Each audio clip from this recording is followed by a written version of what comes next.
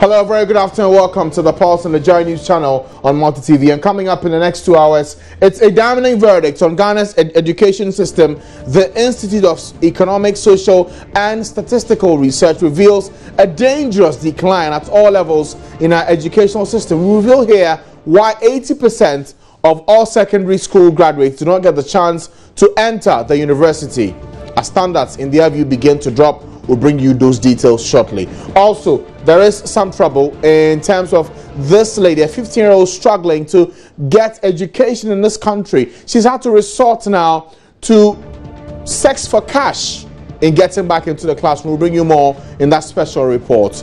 And also, we'll speak to this man. You may remember him, the Techiman Fire Commander. We're learning that his issue has now been escalated. The police have begun some thorough investigations. We'll have an exclusive interview with that man here on the show.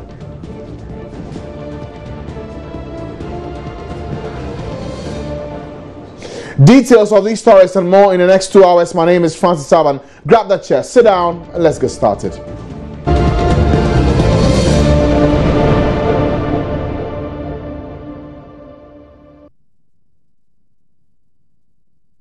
And as always, the views and comments are welcome on this show. Look for us on our social media handles. Join us on Facebook and on Twitter. Remember to add the hashtag The Pulse to your comments. We will be glad to get interactive with you on our social media platforms. Once again, you're welcome. Now, it's a sector that has received the attention of the country's political leaders and also received some of the biggest ideas and funding. But today, the verdict on the country's education system is damning. The report issued by the Institute of Statistical, Social and Economic Research on the state of the Ghanaian economy with a special focus on education says the quality is declining at all levels. Director of ESET, Professor Felix Asante, presented the findings in Accra today. He said, despite achieving an increase in access to education at all levels, government has failed to provide the needed funds to match the increase. This, he said, has led to the decline.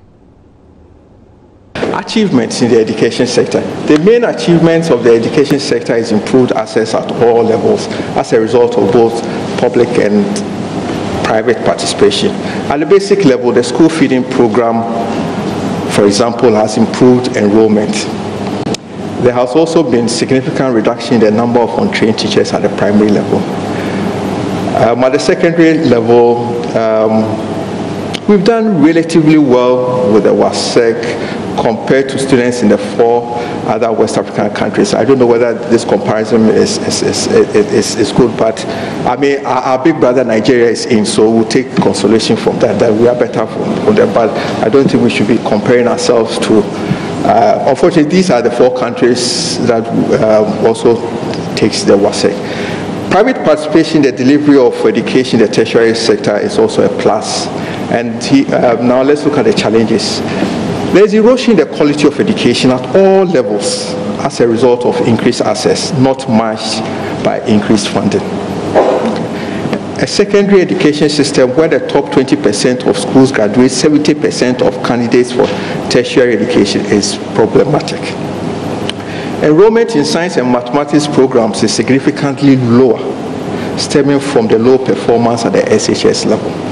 The National Accreditation Board has observed that the ratio of science-based programs to humanity-based programs in public universities were 36 to 64% at both diploma and undergraduate level, and the overall ratio of science-based to humanity-based program was 30% to 70% in 2014.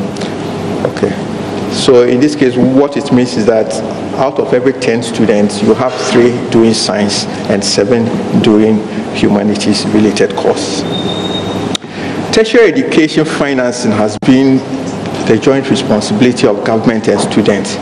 However, the over-reliance on government for financing public tertiary education has taken its toll on the quality of infrastructure in most tertiary institutions. Various governments have been reluctant to pass on excessive costs to tertiary education to students in public tertiary institutions. I'm sure when Nooks hears this statement, they'll think, I want school fees to be increased. But we need to find a way of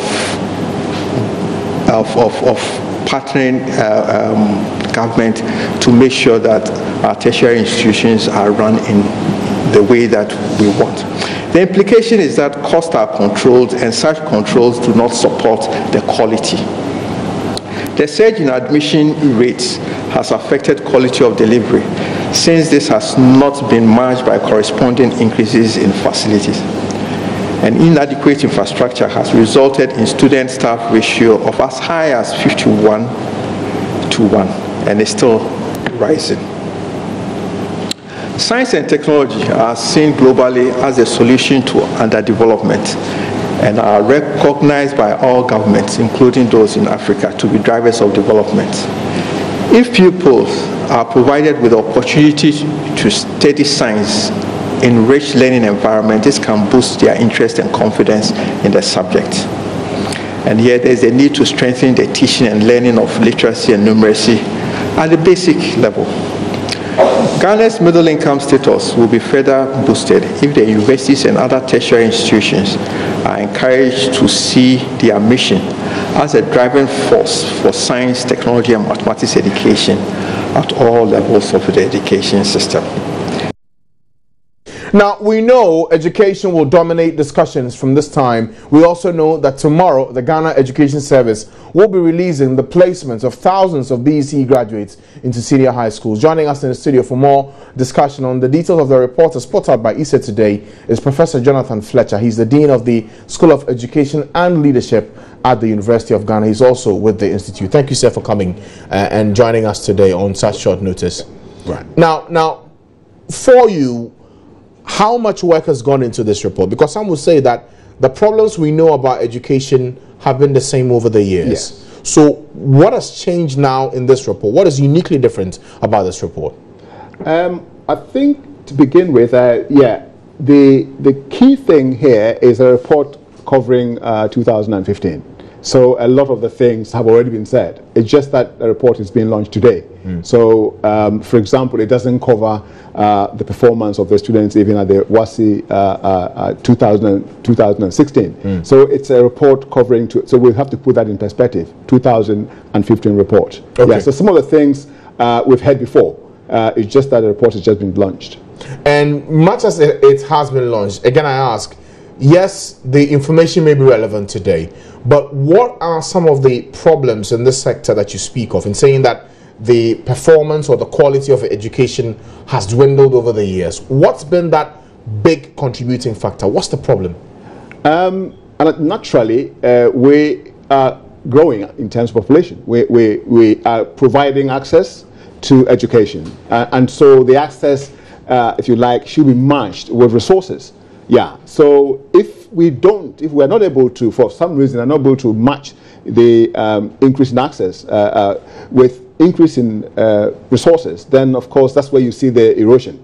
It means that we're getting more and more people into secondary schools and primary schools and so on, and universities, which is a very good thing. But we are not able to keep up, the pace of actually that access bit. We are not able to match that with resources. Now, when you say resources, one will ask, what exactly do you mean? You mean the teachers? You mean their payment? No, what exactly do you mean? Yeah, we mean teachers, we mean infrastructure, we mean libraries, we mean a lot of things, things that go into education. Yeah, these are the resources I'm talking about. Okay, so break it down for me in terms of what's lacking when it comes to teachers, why we're seeing the dwindling quality when it relates to teachers, and how it can be fixed, so we get to appreciate it a bit better beyond what's written in the document or in the report. Yeah, of course, we're talking about numbers. So, for example, in teacher training, we're having more teachers being trained. The question is, are we able to train them, with the required resources? So, for example, if you had a college of education that had 20 tutors last year, and that college of education had 100 students, yeah. Now, this year, they have 200 students. Have you increased the number of tutors? The answer is no, because we haven't got the resources to match the 100%. And therefore, you realize that you spend less time on a child, you spend less time doing work with students and so on. And I see the cumulative effect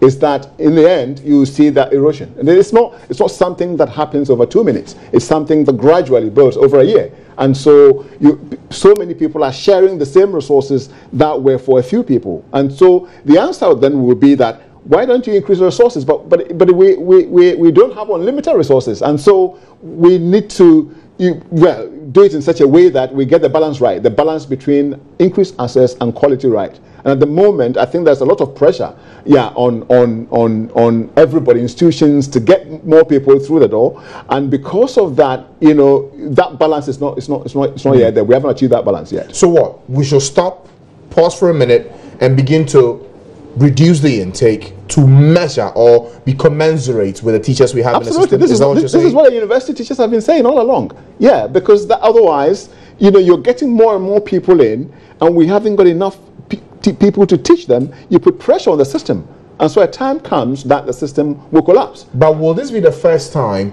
that pressure has been put to bear on the system, and it still has worked some way somehow? Because some will say that the issue of the ratio of teacher to student has always been a problem. Yes. The disparity has been huge over the years. Yes. It didn't start yesterday or 5 or 10 years ago. It's been there for quite a long time. Right. So why don't we begin to cry wolf today and say, this is the reason why over this period things are dwindling, when in fact it's been there for a long time? Oh yes, but the fact that it's been there for a long time doesn't make it good. I mean, the point is, when you say quality is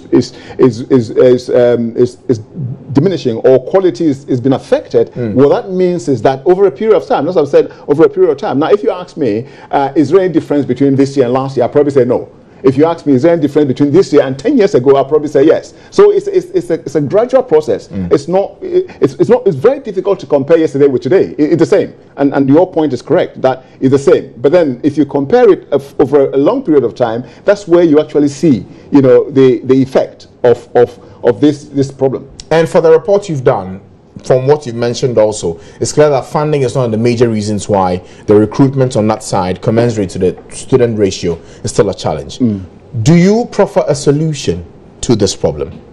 Yes, I think what we need to do, as you said, we need to pause and to find out, because we need to create alternatives. Now, there's so much pressure when it comes to tertiary institutions, for example. There's so much pressure on universities. Yeah, what we haven't got is that we haven't got alternatives. We haven't got things that people can do, especially people who don't want to go to university, must have an alternative.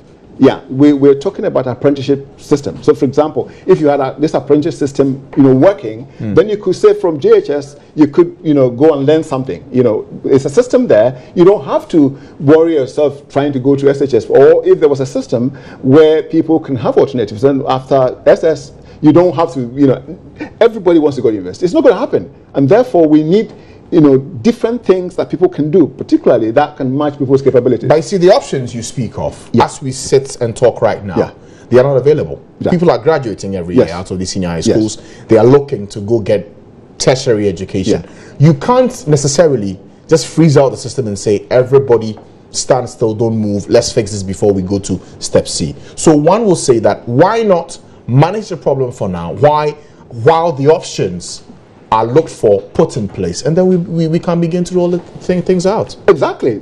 There's no problem with that. But that doesn't mean you mustn't say anything about it, because that is what is happening. Nobody's changing anything. I mean, I don't think anyone is saying that things must stop. No, it's the same thing. What I'm saying is that as we are managing, we need to put the things, start beginning, because I don't think we are thinking about those things yet. Perhaps we are, but we are not. But it seems to me that you see, inherent in your argument, you keep saying that maybe we have to start reducing the number of those who come in, the intake, so that the ratio does not widen over time. Right. But you still admit that the options for the ones who have to stay out of this loop of tertiary education are not available. So why not still allow them to come in the hope that as you fix the problem, the options are sought and put in place? Yeah, and my answer to that is that that's exactly what is happening. We're doing what we are doing, but what I'm saying, the fact that we are doing that doesn't mean we shouldn't talk about quality. If we're saying that the thing we are doing, it's leading us to a lower quality, and therefore we need to put in place those things quicker than we should. I think that's the idea. That's a message. Okay, so lower quality. Yeah. How does it affect everyone? Because some will look at it and say different strokes for different folks. I may not see the picture as you are. Yes. What's the consequence for us if the quality of education is reducing? Well, I think it's a global market now. it's a global market in the sense that we want to make sure that our students are very competitive. There are people that are Ghanaians who have left this country, gone elsewhere, have actually been able to compete with people and actually earn jobs and send money back home. Yeah. So when the quality of your education system is not very good, it means that you are shortchanging your citizens, and they cannot compete in the global market. And I think that's the problem. Is that down to a teacher ratio, or is down to the course module? What's in there that's supposed to be taught, the approach in teaching these ones in the universities? Absolutely, you're right. I mean, it's not down to teacher ratio. It's also down to a number of things. It's not only one factor. Teacher ratio, teacher people ratio is a factor. Yeah, what goes into the teaching is a factor. And I've always said that every education system is as good as the teachers in it. If the teachers are good, you are okay. If the teachers are bad, forget it. Yeah. So and of course, when you talk about teacher, you're talking about teacher quantity or the numbers of teachers, and you're also talking about the quality. Okay. And so teacher quality and numbers. Yeah. And so you get the numbers right, and you get the quality right, and then we are that's bingo. Yeah. But see, for you and the position you hold, it's interesting you say that, because if you're a dean of a faculty that looks more into education, one will imagine that if there's a problem with the course module, how it's structured, what goes into it, to make these ones who are learning be competitive on the global scale, you will be leading that charge in changing things at that department, isn't exactly. It? Yeah. And how are you doing it? Yes, but again, what I'm saying is that for example, if you take class sizes, class sizes will have influence on the way you teach students, and therefore, the bigger the class size, the more difficult it is for you to interact with students, and so that is a reality, and therefore you are then compelled to talk at students, which doesn't work.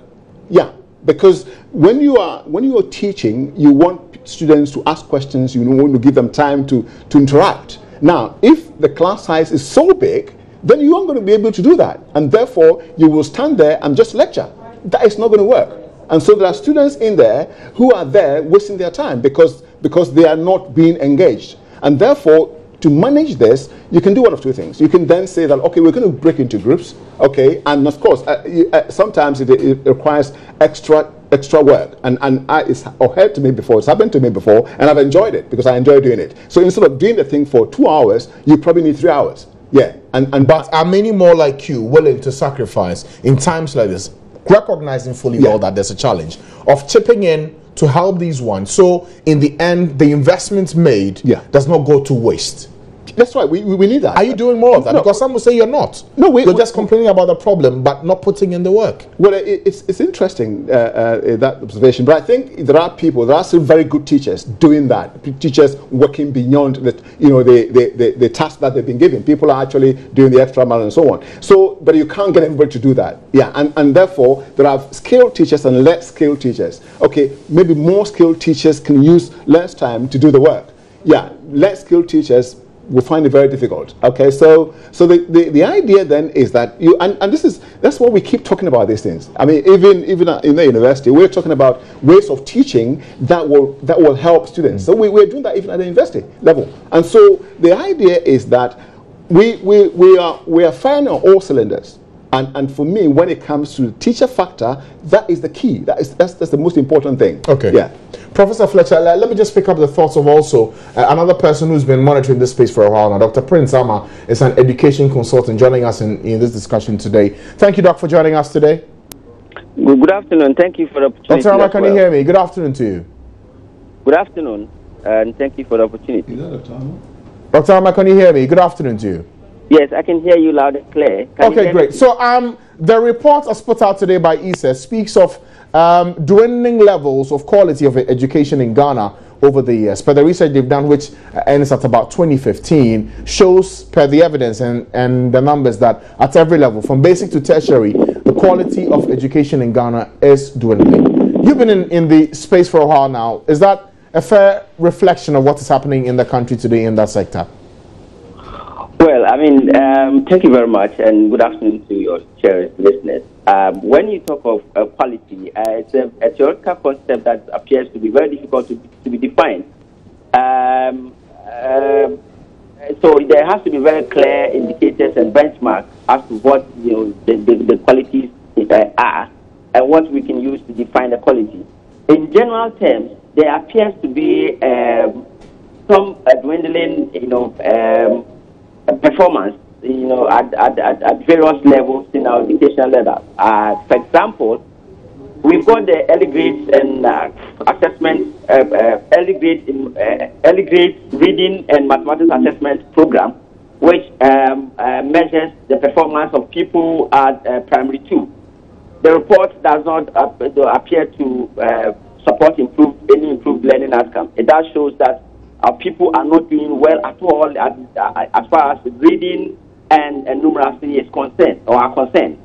If you take the National Education Assessment, NEA, which is a biannual, assessment conducted in primary 3 and 6, the report equally shows that our people are not doing well at all as far as their proficiency and competency in numeracy and literacy is concerned.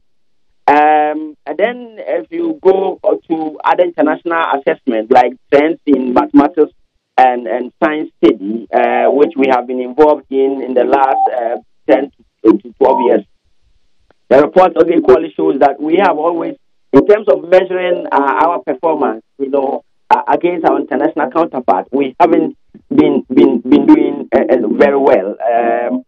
And then also, if we were to look at results coming from BECE and the SSCE, it does appear that the outputs are not so much encouraging. But if you put all this together, then you could say that to some extent the impact of the various interventions are not being felt. But so that's what I would want to say at this point, unless if you've got the other questions to ask. Okay, so you've asked for the indices. We might as well ask Professor Fletcher for that now so we get a clearer picture. So, per the report you did today, he's asking for the specific details. So, what do the numbers say to support the conclusion you drive at, that the levels have been dwindling over the years?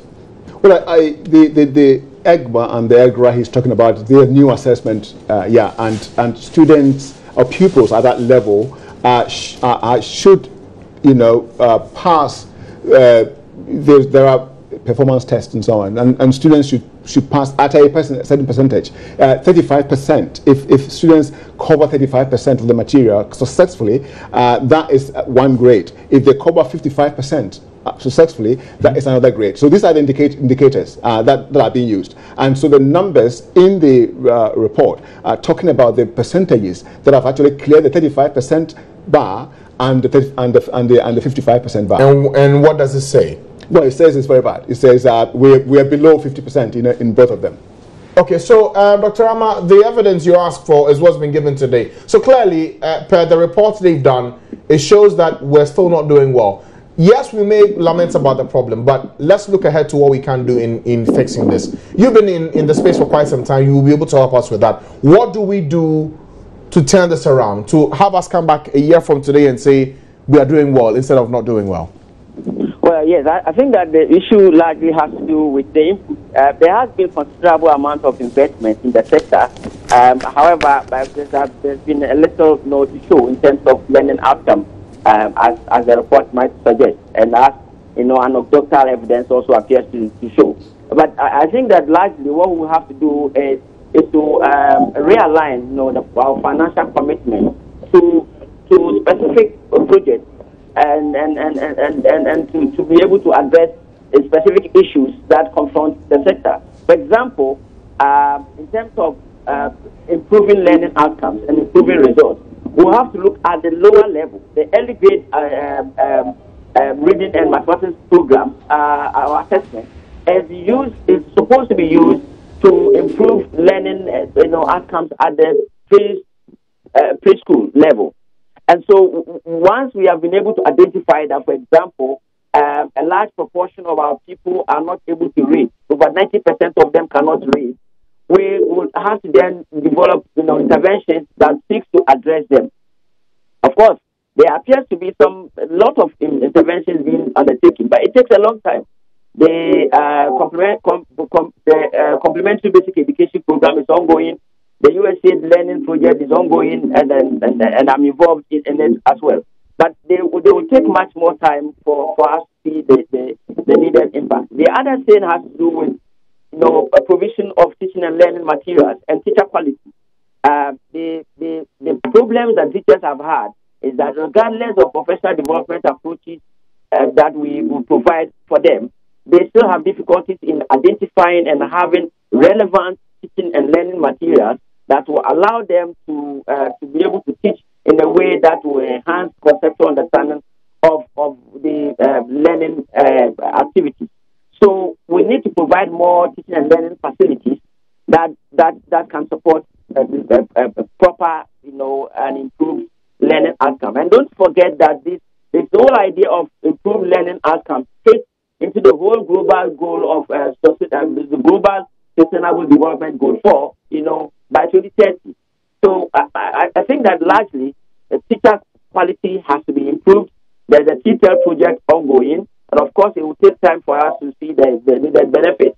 And there has to be provision of more textbooks, provision of teaching and learning materials like manipulatives that will enable teachers to use them to be able to teach in a very more relevant way, and to be able to improve learning outcomes. Right, thank you, Dr. Prince Sama, for your time. He's an education consultant sharing his thoughts with us today on the issue to do with the dwindling levels in terms of quality of education in the country, as put out in a report by ISA. Prof. Fletcher, I'll give you the final word on this one. Yes, the report has been done, a chapter dedicated to education. We know what the problem is. What will be your own solution to this challenge?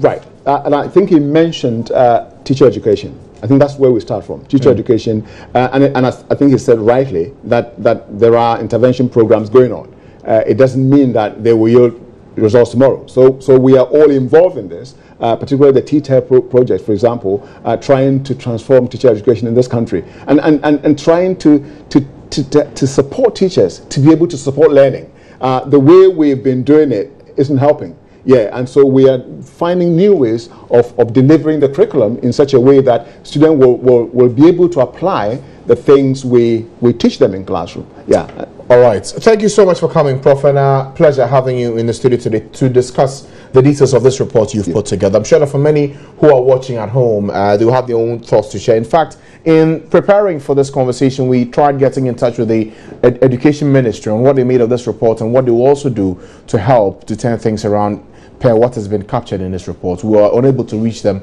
As and when we have them, we'll bring you a response to it. But thank you once again for coming. Thank you. Well, still to come here on the show, we'll bring you that story about a 15-year-old girl who's had to virtually trade sex for cash in a bid to go back to the classroom. We'll bring you more on this story after the break. Stay with us.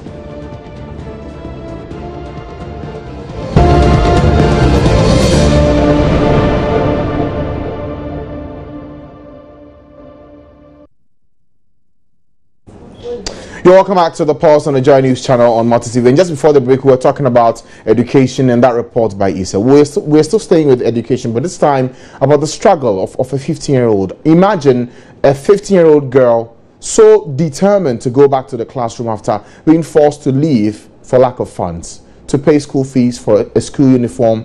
And now she's had to resort to one of the most extreme conditions in getting that needed cash to go back to the classroom. I'm talking about her trading sex for cash to pay for her fees and also to get back in the classroom. Well, Favor Nunu has put together this report. She's been speaking to this girl in question.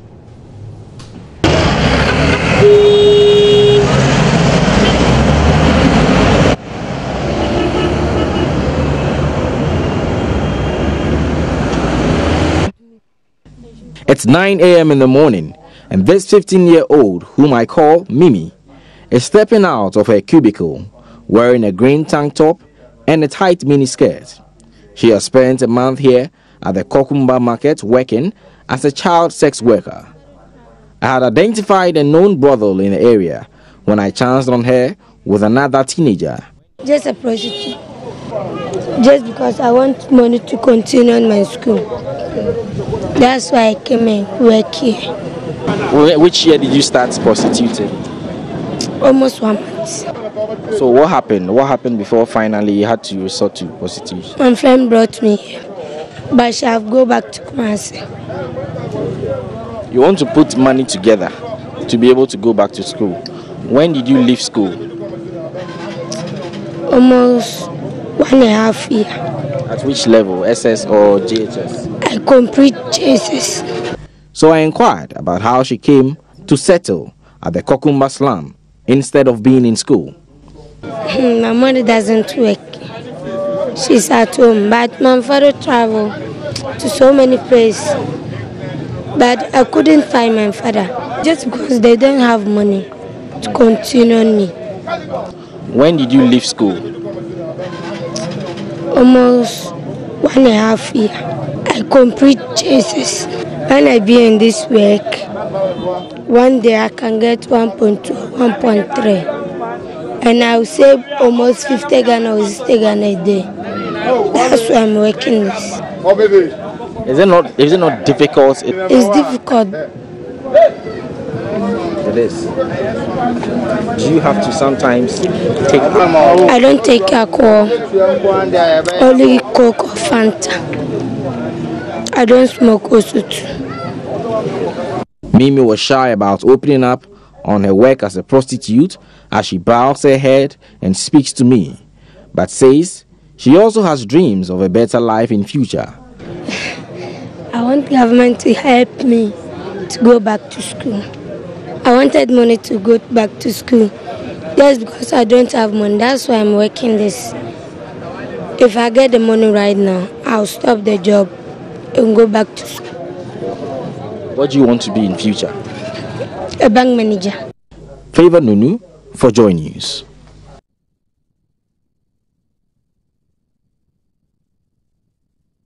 Quite a difficult story there, sad one there for that 15-year-old who's struggling to make ends meet and resorting to such an option to get money. Well, we'll go for a quick break now, but when we come back, there's some trouble. In fact, we're hearing that a tsunami has just hit the MPP, but this time in the Kwesimintim constituency. We'll bring you the details. It looks as though one more MP may not get the chance to return in Ghana's next parliament. Details after the break. Stay with us.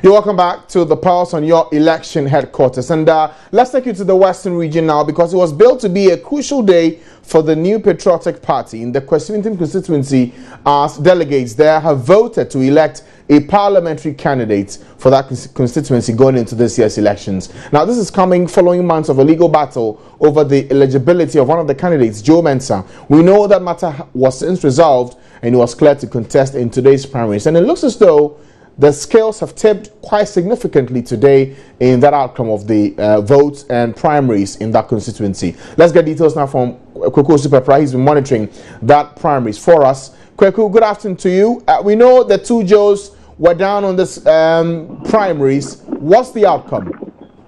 Okay, so Joe Mensah, who is a new entrant, managed to gather 187 of the delegate votes cast today.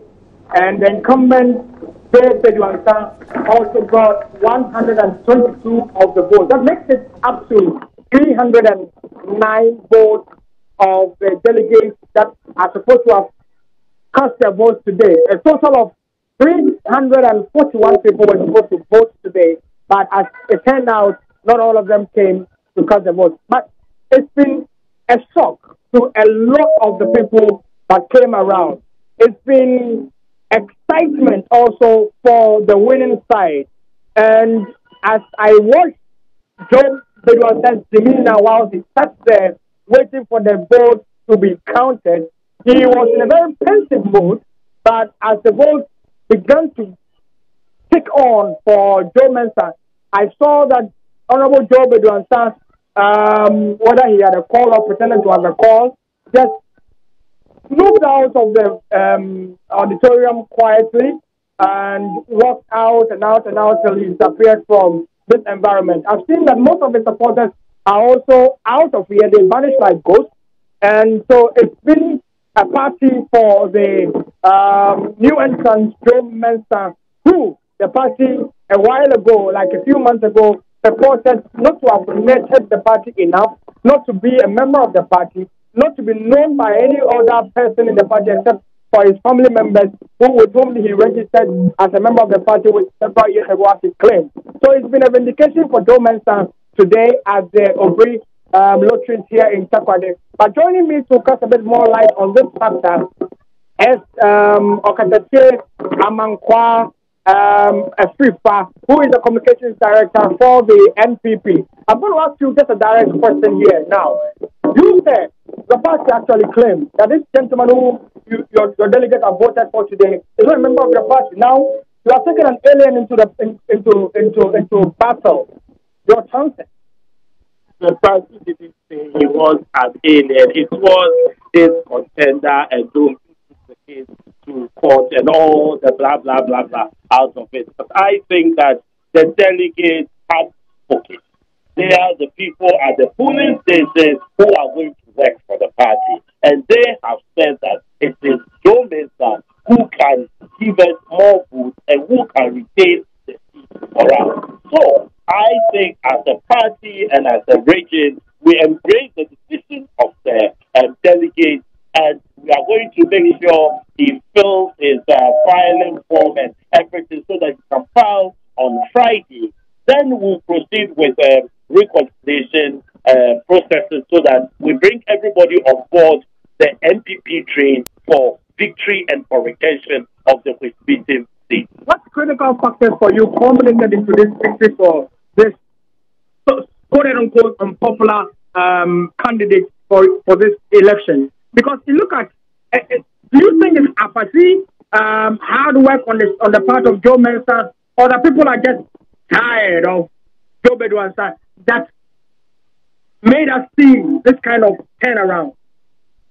I would say that the people just needed a change, and they decided to change Honorable Joe Bedouansa. That is how I would describe it, because I don't see any other factor. They just wanted a change, and they changed Honorable Joe Bedouansa. That is how I would describe it, and that is how I also see it. And I can also say that I think that some people were bored with the long court case, so they think that why should this new person in court suffer this long, court dispute? And it will surprise you. I heard some people saying that he's a hero because if he wasn't a hero, or if he wasn't as strong as he had shown, for anybody, the person would have stepped aside and maybe would have thought of going independent and leave the party. But some of the comments, they think that he has really fought a good fight. And I think that one also influenced other people to vote for him. But in the long run, NPP has won.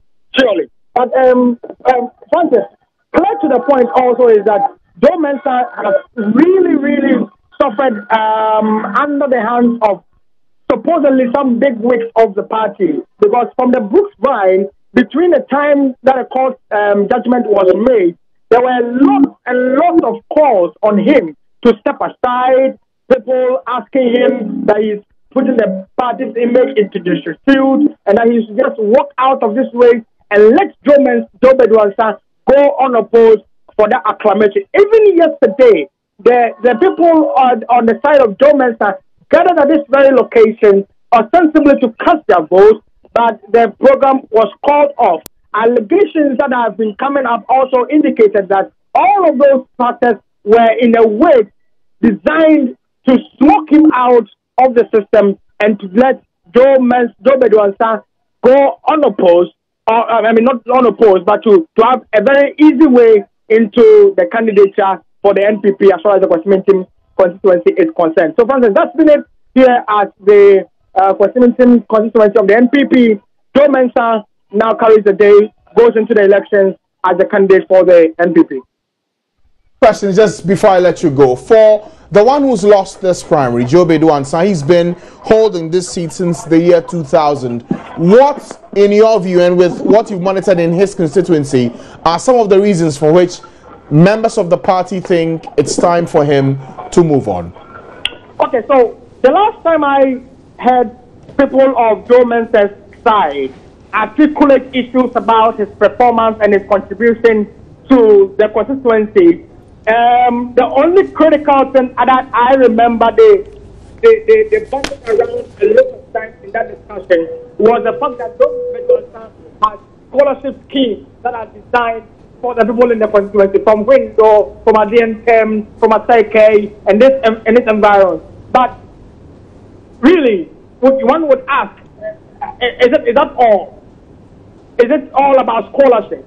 People need water. People have road concerns. People have a lot of other concerns that are within this particular part of the constituency. And today, as I engage some of the people who cast their votes here, they said that Joe Bedu-Ansah is said to have announced that as an MP, he doesn't build roads. True to the fact, he doesn't build roads. He doesn't have to provide water.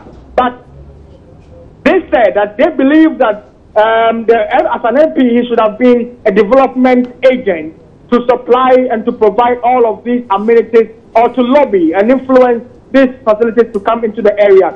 So the people felt that, one, they've been taken for granted for some time. Some also have felt that Joe Bedu-Ansah has surrounded himself, and one of them actually used the expression that Joe Bedu-Ansah has for the years surrounded himself with sycophants and people who only sing his praise and does not want to hear any contrary view or opinion from part of the delegates. And so all of these formed a huge, loud orchestra against him. So the voices that were speaking against him or not for him were so loud, and that is what manifested today in the election with 187 votes cast not in his favor. All right, interesting. Final question, Kweku, will be for the man who's lost, Joe Bedu-Ansah. He's quite a popular person in that constituency. What has he had to say for himself, sitting back and seeing his votes go the other way? Okay, so I said earlier that he disappeared. He walked out quietly from the whole place. I don't know where he passed. I kept my eye on him till he disappeared from the compound. He was as if he had received a call when Joe Mensah votes had been counted up to around 145. And then I believe maybe something told him that really it's not going to be a good day for him. And so he walked out quietly, and I don't know how he where he is and what he's been saying. Environment. Okay, all right. Thank you, Kweku, for these details today from the Kwesi-Mintim constituency, where the NPP has just chosen a new candidate to represent them in election 2016 to contest for that seat. And history will tell you that seat has been held by the NPP since the year 2000. Clearly a safe seat for the NPP. But will this in any way tip the dynamics going into this year's elections? Malik Abbas-Dabo is with our political desk here. He joins me in the studio now for some quick analysis. Malik, good afternoon to you. Good afternoon. This is one contest that, well, you build it as the contest of two Joes. It turns out that the one with the two, as in the barrel surname, Bedu-Ansah, didn't get the chance to go again. It's now the turn of Mr. Mensah. Yeah, which is not quite surprising, because when I came here just an hour and a half ago, and I was with Araba, and afterwards, Difa asked me a question. Who do you think will win? And I said, the pendulum may swing towards the new candidate. And the reason is simple. Joe Bedu-Ansah was seeking to contest this election for a fifth term in parliament. When people stay in parliament and in politics, when people stay in one position for such a long time, their popularity begins to wane. So my argument was, it is most likely that he will lose. The other pointer that suggested to me that he was going to lose was the fact that his competitor, Joe Mensah, was disqualified. He appealed to the various levels of the party, and all of them upheld the disqualification. That was what compelled him to go to court. Now, when these things begin to happen, and we saw it in Tema West with Carlos Sechi and Carlos Ahenkra. Yes, Carlos Ahenkra and the incumbent MP for the area, Renato Shiadu. Yeah. So when you find that impediments are being placed on the way of the newcomer, that is a pointer that this newcomer is a force to reckon with. Of course, with this guy, the history is that he was with the NDC, and his argument is he was a kid, and there are various members of the party, in his view, including former President Kufuor, who was also a kid, and yet he led the party at the highest level. So he didn't think that that was sufficient basis to disqualify him. And I think that the court agreed with him and then allowed him to contest. Now he's won.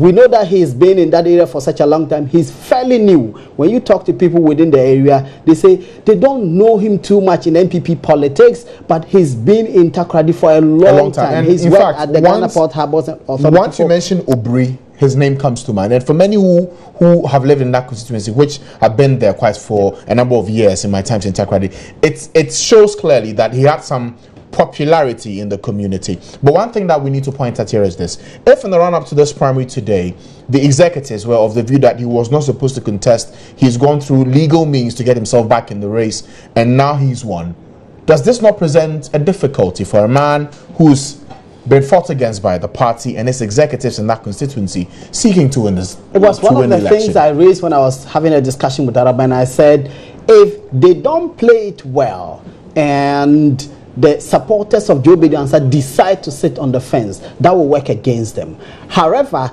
being that he's a newcomer, he most likely is going to bring some excitement. He will reinvigorate the party. He may do better, because if you look at the trajectory of Joe Biddy Ansah's votes from 2000, you would find that in 2004 he actually did better than he did in 2000. But when the constituency was split, his votes actually came down. Even though that of the NDC actually came down, his came down massively, because in the 2008 election, he had 27,000 votes compared to the NDC's 10,000. Now, in 2012, when the constituency was split from, it used to be, Efia was split, his votes came down to 15,000. The NDC's votes came down to 9,000. So he lost more than the NDC did, which is an indication that his popularity was waning.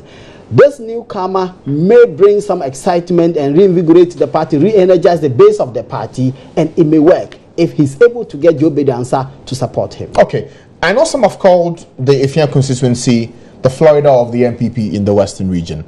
Will that be the case in this year's elections, considering all the drama we've seen in the build-up to this? I think they may still retain it. I believe that Joe Biddy Ansah, being a seasoned politician, I believe that he would know that his own position in the party is shaky if he decides to play anything funny that may affect the party's chances. So I foresee him backing this candidate. And going back to Tema West, we saw the same thing happening. Irene Atoshado was bitter, but last week we saw her campaigning with Carlos Ahenkra in that constituency. I foresee Joe Biddy Ansah doing the same thing. If he does that, it may inure to the benefit of the party, and they will retain this. But some will say the elections is quite close, the wound will be fresh, to close it up quickly and still support him. He knows what the consequences are. He most likely will back them, because he's gone through the processes. This is a court of law. A court of law said the guy is entitled to contest, and he has no complaints about the conduct of the elections. If he had complaints about the conduct of the elections, then he would, but he has no complaints. In fact, the system was working in his favor until a court of law decided that his competitor was entitled to compete. So he doesn't have too many complaints. Okay, 360 analysis of the Kwesi primaries for the NPP. Malika Basdabo, thank you for joining us today. Pleasure as always. Eat, sleeps, and dines with politics every single day. But thank you for the analysis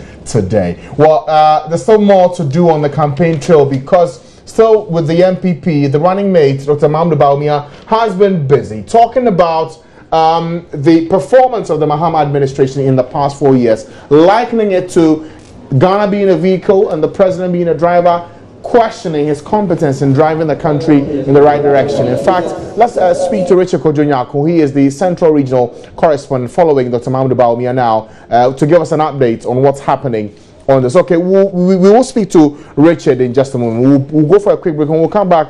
We'll hop on back to the campaign trail and see what's happening, what's been the main issues today in politics. Details after the break.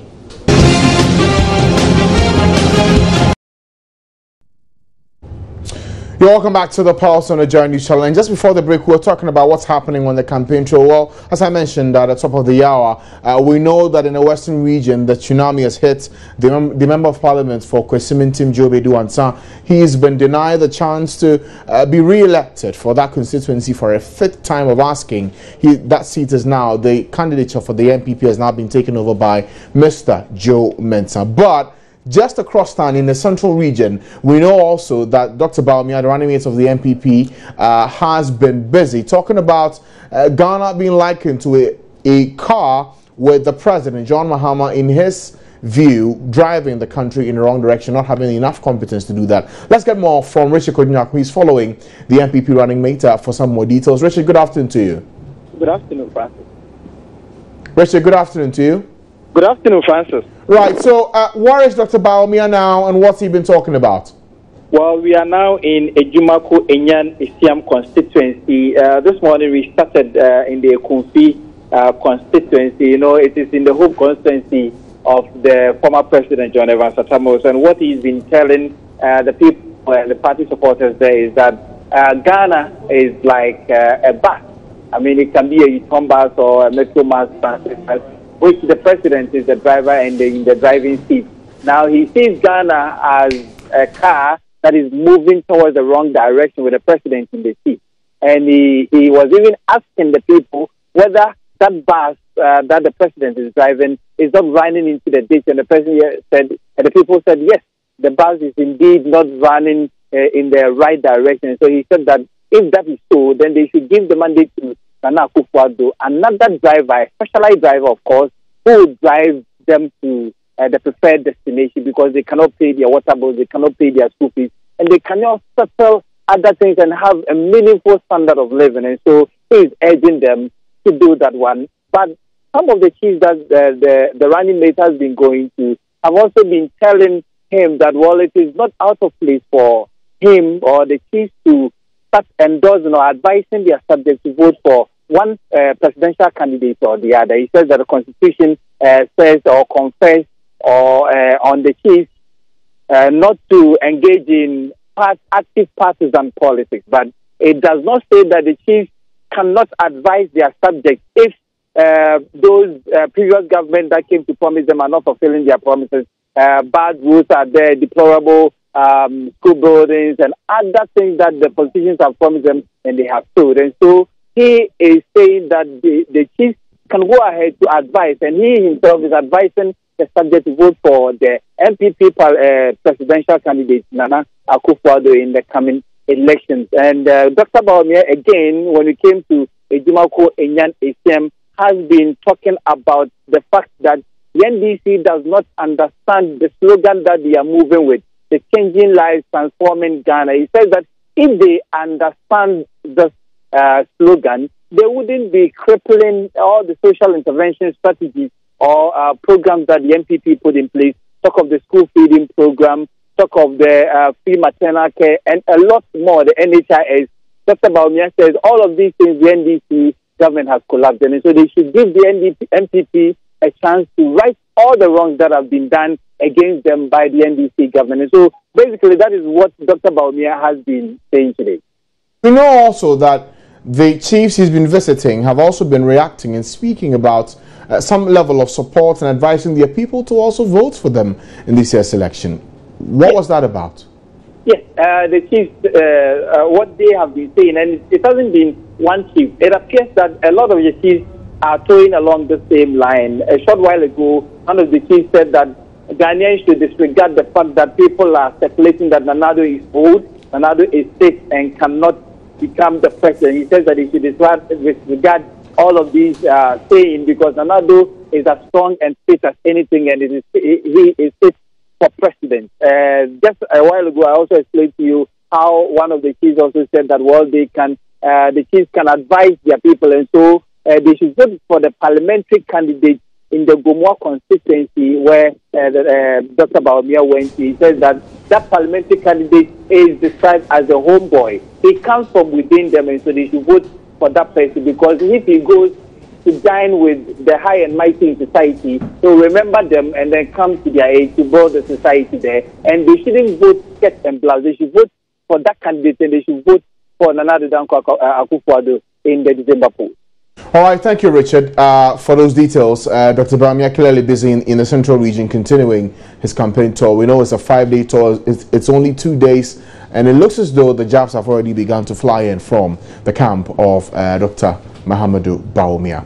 Now, to lose a loved one is tough, but to lose the breadwinner of your household at just age 15 may be pretty hard on a young adolescent, sometimes to a point where he or she is made to do much more than an average 15-year-old is expected to do in order to survive.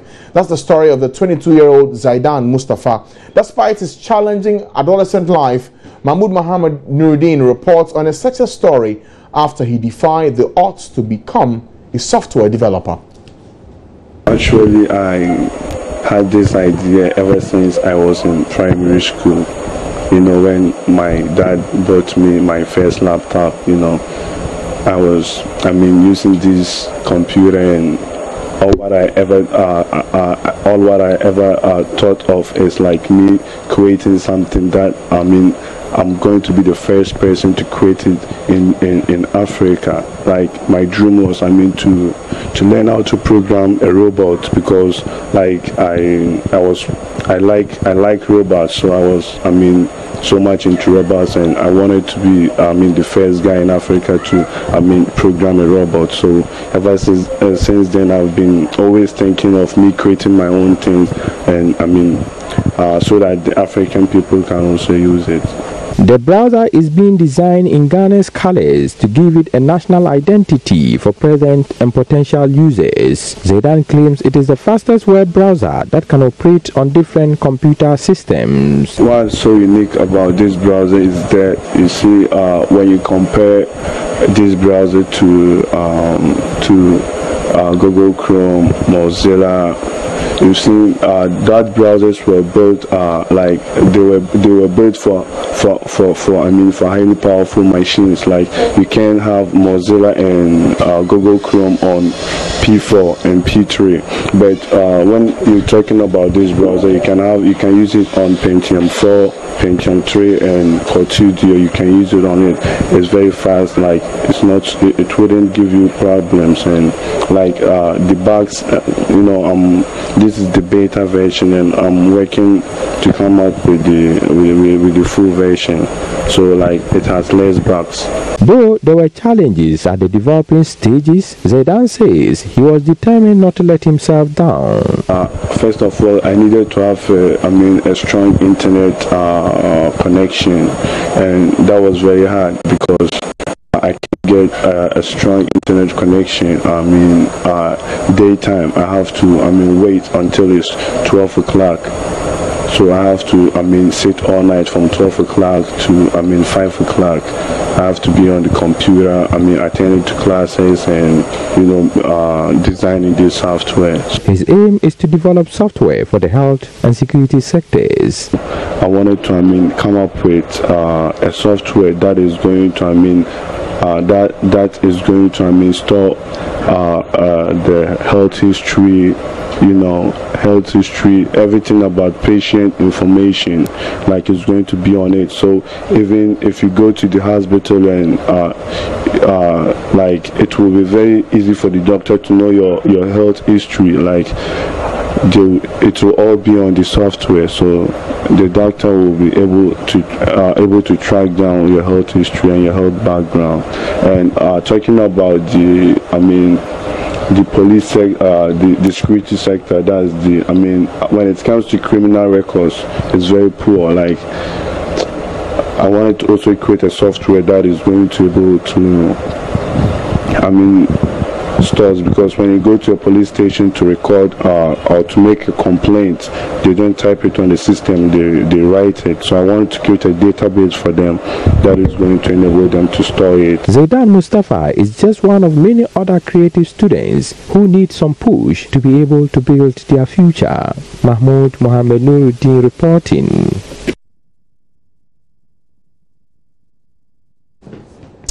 Interesting report there by Mahmoud Mohammed Nuruddin from the Ashanti region. Now, all children, especially the most vulnerable and their families, are expected to have improved sanitation, hygiene and safe water, as World Vision Ghana is investing an additional $30 million towards achieving water and sanitation problems, addressing those problems in Ghana. This is expected to impact at least 1.6 million children, their families, in 1,040 communities and 240 schools and health facilities. World Vision Ghana's manager for water, sanitation and hygiene, Atta Ahin, spoke with Joy News. In as much as we have done so well in water provision, we still haven't done too well as a country in terms of improved sanitation. And so the reason why we are even investing this additional $30 million is to be able to improve sanitation. And so we have also launched a campaign which we call Improve Sanitation Now. So as part of that campaign, we are going to invest to be able to work with stakeholders. So from the next stage of our journey, we are going to work more with partners who have the capacity and who are spread across the country to be able to address issues of sanitation vigorously so that we are able to improve on child well-being. Which key areas are you focusing on? We are focusing mainly on improved sanitation, and we are, especially in the 3 northern regions, we are doing quite a big work because we know that poverty levels there are quite high, and if we are able to address issues of water, sanitation and hygiene, we'll be addressing issues of poverty. Well, the chairperson for the World Vision Ghana Advisory Council, Dr. Adelaide Kasna, is also advocating for proper waste management in the country. She says a lot more needs to be done to address sanitation. Becoming a middle-income country should not only be evaluated by financial gains or our gross domestic product, what we are able to generate by way of income, national income. But it should also be an index of how clean do we keep ourselves? What is the health of the people? How do we understand cleanliness and sanitation so that we don't pass on diseases to one another, especially through the way we dispose of waste, human waste, and any other kind of waste, organic waste, other forms of waste, even the plastic bags. They are not biodegradable, and we don't know, we don't understand. Out of ignorance, we throw them all over the place. And the fish, even in the sea, end up eating the plastic bags, and then we don't get the quality and quantity of fish that we should have to also support our well-being. So when you look at it, it is a vicious cycle, and if we address sanitation, we will massively address health problems. Meanwhile, World Vision Ghana has also launched the WASH Stewardship Award to recognize the contributions of staff, stakeholders, civil society, as well as the media for promoting the delivery of safe water, improved sanitation and hygiene. Well, we were able to speak to the Tema Fire, the Techiman fire commander, the one who was at the center of his pennies being chopped off by a lady. Well, we are able to speak to him on this show today, but for some reason we cannot reach him. But when we do, we'll bring you that interview later on. But you're still watching The Pulse on the Joy News channel on Multi TV. After the break, Gary L. Smith will join us with the latest in sports. Stay with us.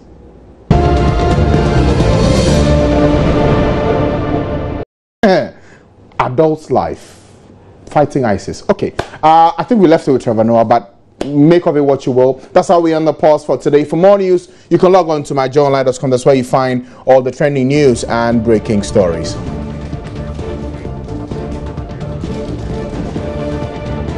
Thanks for your company. My name is Francis Abba, and this show airs every Monday to Friday, 3 to 5 p.m. here on the Joy News channel on Multi TV. Thank you for your company. Let's Talk Entertainment is up next. Good evening.